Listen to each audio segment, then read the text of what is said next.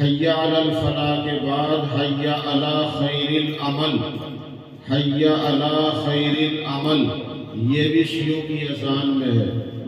الصلاۃ خیر من النوم فجر کی اذان میں نہیں، اخیر میں اللہ اکبر 2 سانس میں ہے، لا الہ الا اللہ 2 مرتبہ 2 سانس میں ہے۔ اور اذان ان کی 3 ٹائم ہوتی ہے، فجر میں ہوتی ہے اور ظہر میں ہوتی ہے اور مغرب میں ہوتی ہے۔ عصر کی نماز ظہر کی نماز میں پڑھ لیتے ہیں اور عشاء کی نماز مغرب میں پڑھ لیتے ہیں۔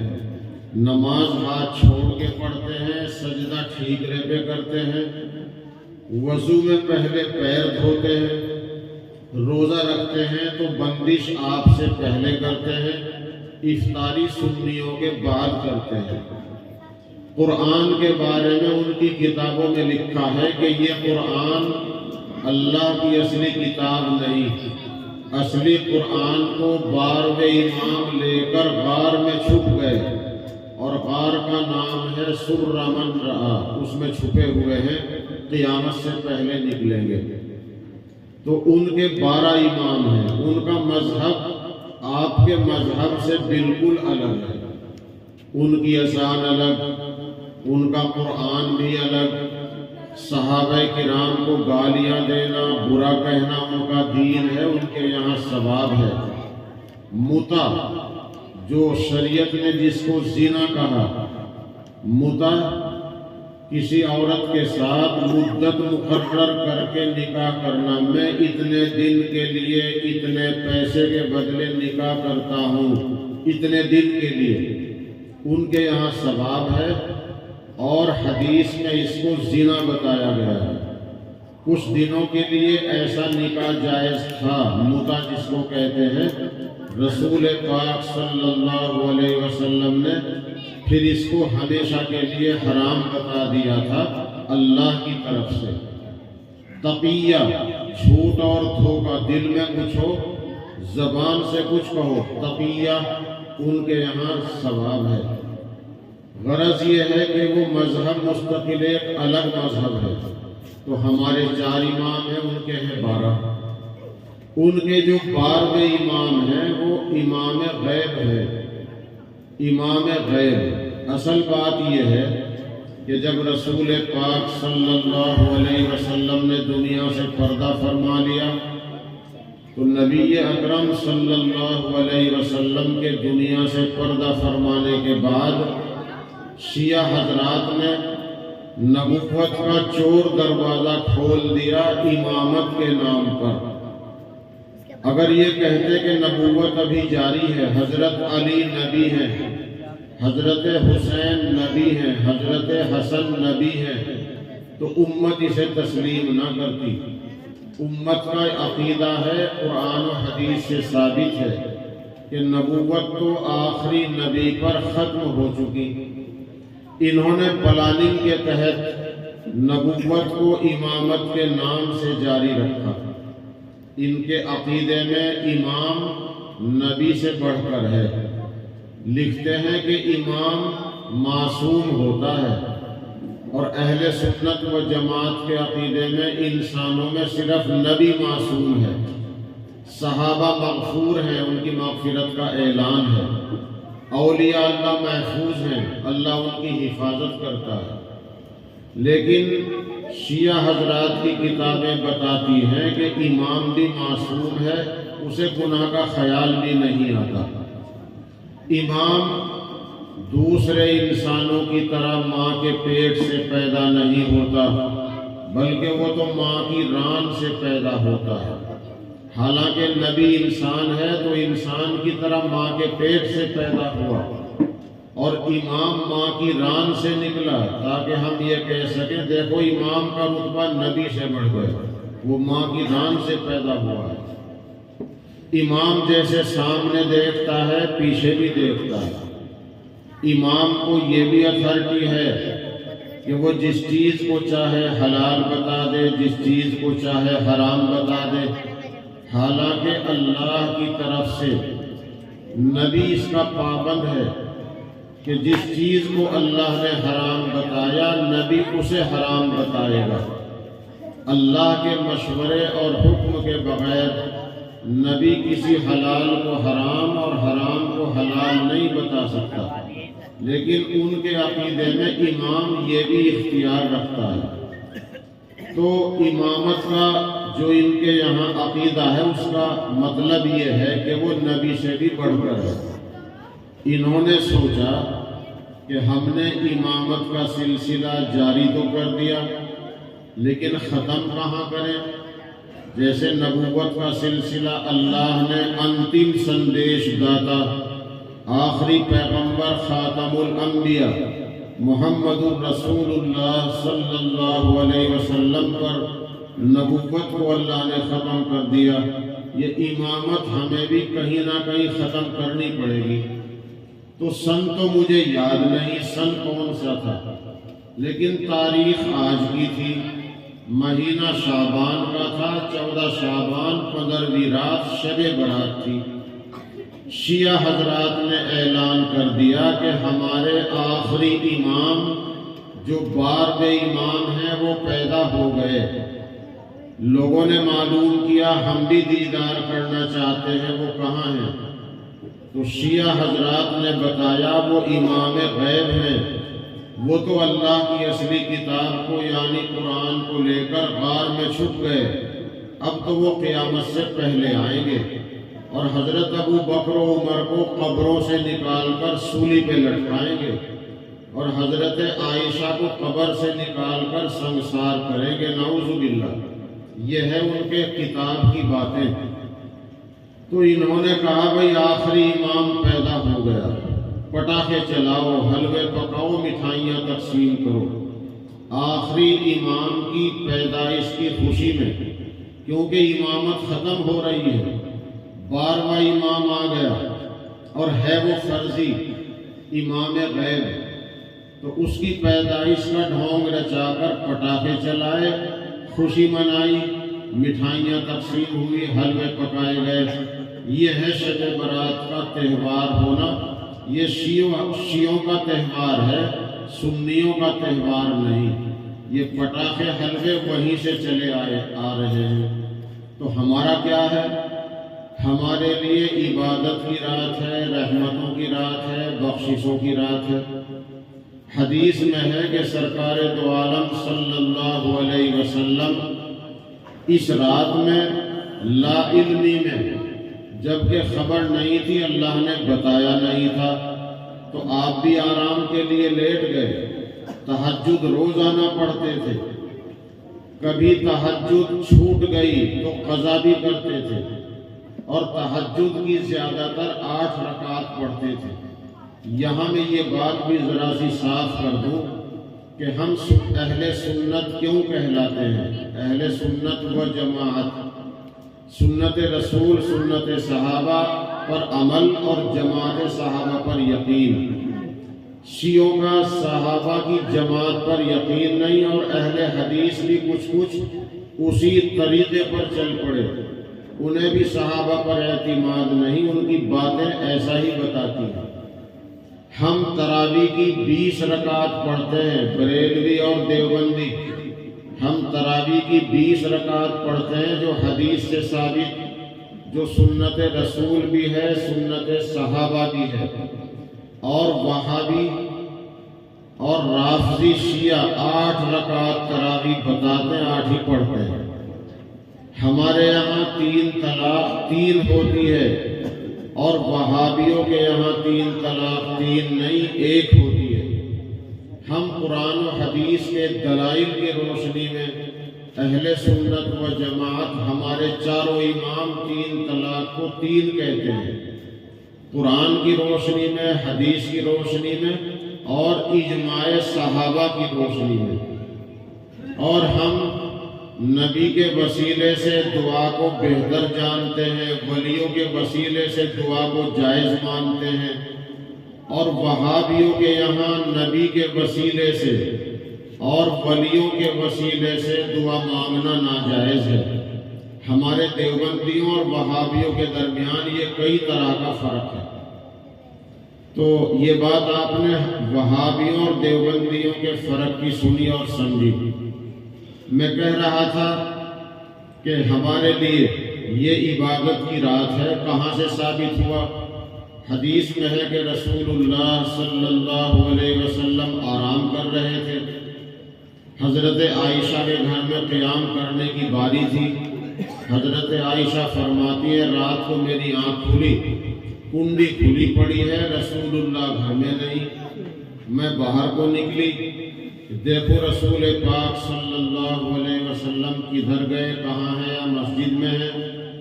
باہر کو نکل کے دیکھا تو مسجد میں نہیں، حجرہ مسجد سے ملا ہوا تھا، اب مسجد میں ہے۔ 2-1 فرلانگ کے فاصلے پر جنت البقیع قبرستان ہے۔ 15ویں کا چاند، روشنی بہت، پردوشن تھا نہیں، روشنی بہت تھی۔ تو دیکھا کہ حضور تو قبرستان میں ہے، وہاں سے دعا کر کے آئے۔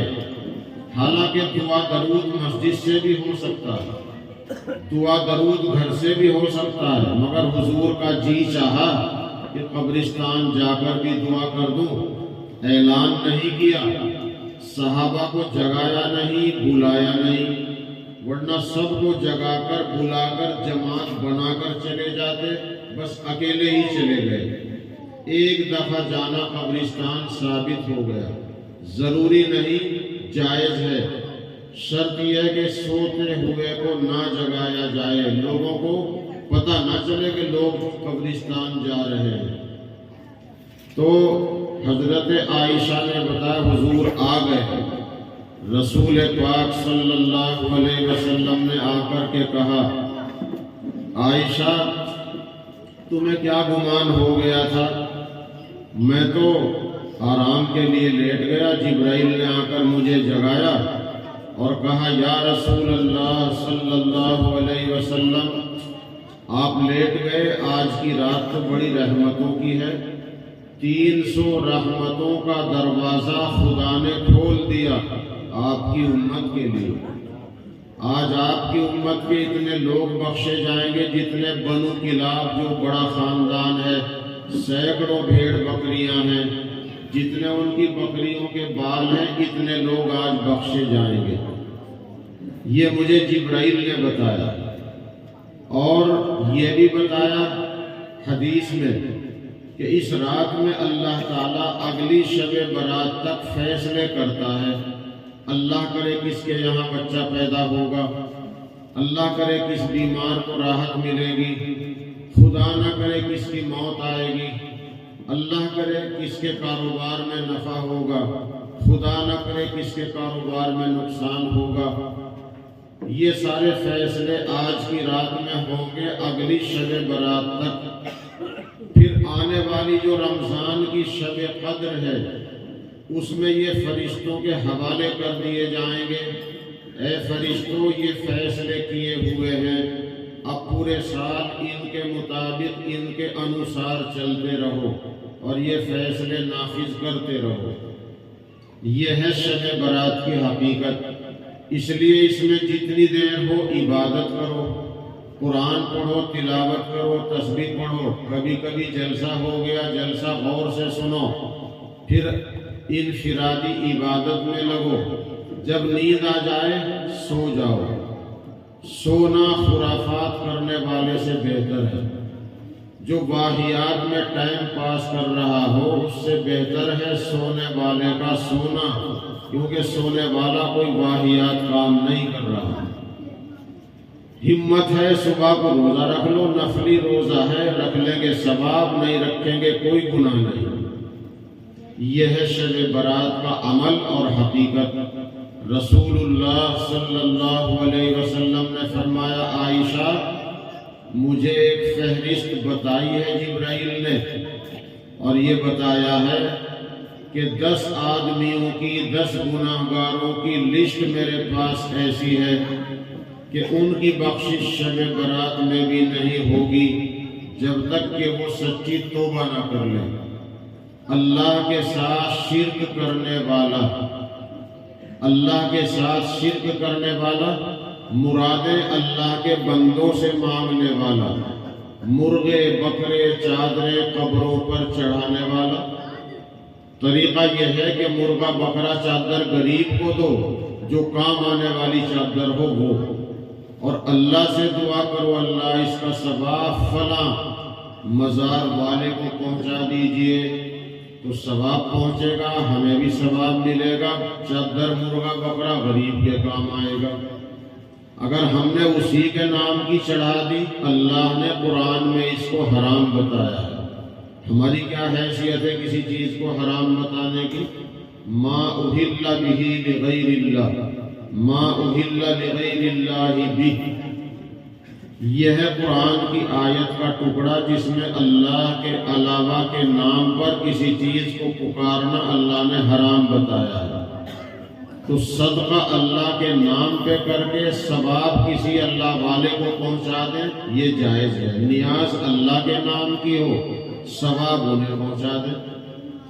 اللہ کے ساتھ شرک کرنے والا، جادو کرنے والا، غیب کی باتیں بتانے والا یعنی پوچھا دینے والا، آپس میں کینہ کپٹ بیر رکھنے والا، ماں باپ کو ستانے والا، بلا وجہ رشتے ناطے توڑنے والا، شراب پینے والا یعنی نشہ کرنے والا، اور زنا کرنے والا، اور اسی طریقے سے بیاج اور سود اپنے کام میں لگانے والا، اور 10ویں نمبر پر گناہ بے لذت، نہ پیٹ میں کچھ آیا نہ جیب میں کچھ گیا اور گناہ خامخواہ ہو گیا۔ مسبل الازار یعنی تہبند پاجامہ پینٹ اتنا نیچا سلوانے والا کہ ٹخنا پیر کا ڈھک جائے۔ لڑکیوں کے لیے ٹخنے کا کھولنا حرام، یہ پیر کا جو گٹا ابھری ہوئی ہڈی ہے، اور لڑکوں کے لیے مردوں کے لیے اس کا ڈھانکنا ناجائز۔ جراب سے گرم پاجامے سے ڈھکا گیا کوئی حرج نہیں، لیکن پاجامہ پینٹ تہبند جو تن چھپانے کے لیے پہنتے ہیں وہ ٹخنے سے اوپر رکھنا ضروری ہے۔ اگر بڑائی دل میں ہے، تکبر دل میں ہے اور یہ لٹکا لیا ہے تو اتنا ہی جہنم میں ہے۔ اور اگر نماز اسی حال میں پڑھی مکروہ تحریمی ہے، ثواب نہیں ملے گا۔ اگر پاجامہ پیٹ نیچی ہے تو نماز میں موڑنا ضروری ہے۔ آج کل کچھ لوگوں کو شوق ہو گیا نیٹ پر، فیس بک پر، میڈیا میں آنے کا۔ ہمارا تو دل نہیں چاہتا کہ ہم یہ چلنے دیں جو یہ آپ نے چلا رکھا، ہمیں اس کے نام کا بھی پتہ نہیں، لیکن کیا کریں، ہو سکے اللہ کرے اس سے کوئی فائدہ پہنچا دے۔ کچھ لوگوں کو اس کا شوق ہو گیا، اب وہ بتا رہے ہیں کہ جی منہ پیٹ کا موڑنا جائز نہیں۔ بتانا یہ چاہیے کہ اتنا نیچا کپڑا سلوانا جائز نہیں جو موڑنا پڑے، لیکن جب اتنا نیچا ہے تو نماز میں تو موڑنا ہی بہتر ہے، ورنہ نماز نہ ہونے کے درجے میں ہوگی، ثواب نہیں ملے گا۔ آج کوئی بتا رہا ہے کہ فرض نماز کے بعد دعا ثابت نہیں، کوئی کہہ رہا ہے کہ فرض نماز کے بعد دعا میں ہاتھ اٹھانا ثابت نہیں، اور کہتا ہے کہ میں مفتی صاحب بول رہا ہوں اور وہ پڑوس کے ملک کے ہیں۔ آج بتا دیا کہ شب برات کے روزے کا کوئی ثبوت نہیں۔ ثبوت تو ہے لیکن ضروری نہیں، نفلی روزہ ہے، رکھ لیں گے ثواب ہے، نہیں رکھیں گے کوئی گناہ نہیں۔ اور سنت یہ ہے کہ ہر مہینے کی 13، 14، 15 کا رکھ لیں، پھر سنت ہے۔ لیکن شب برات کے نام کا اگر ہے تو نفل ایک ہی ہے۔ اور پڑوس کے ملک کے مولانا محمد الیاس گھومن ہیں، ان کی بات سنیے، وہ ثابت کر رہے ہیں حدیث سے کہ فرض نماز کے بعد دعا بھی ثابت اور فرض نماز کے بعد ہاتھ اٹھانا بھی ثابت۔ تو اس لیے کچھ لوگوں کو شوق ہو گیا، اناپ شناپ مسئلے بیان کر رہے ہیں۔ اس لیے میڈیا کے ذریعے سے دین کا آنا کوئی گارنٹڈ بات نہیں، نہ جانے کون کس مسلک کا آدمی بول رہا ہے۔ خیر، اب یہ 10 آدمی ہو گئے جن کی بخشش شب برات میں بھی نہیں ہوگی، جب تک یہ توبہ نہ کر لیں۔ میں نے آپ کو پہلے بتا دیے ہیں تاکہ آپ کے یاد ہو جائیں۔ دوبارہ پھر سن لیجئے، شرک کرنے والا، جادو کرنے والا، پوچھا دینے والا، آپس میں کینہ کپٹ، بیر، دشمنی رکھنے والے، ماں باپ کو ستانے والا، زناکاری کرنے والا، نشہ کرنے والا، بلا وجہ رشتے ناطے توڑنے والا، بلا وجہ طلاق دینے والا، اور بیاج اپنے کام میں لگانے والا، اور یہ تکبر کی وجہ سے ٹخنے ڈھانک کر رکھنے والا۔ کسی کا پیٹ بڑھ گیا، پاجامہ پینٹ نیچے کو سرک جاتا ہے، وہ مجبور ہے۔ ہر ایک پر یہ حکم نہیں لگایا جا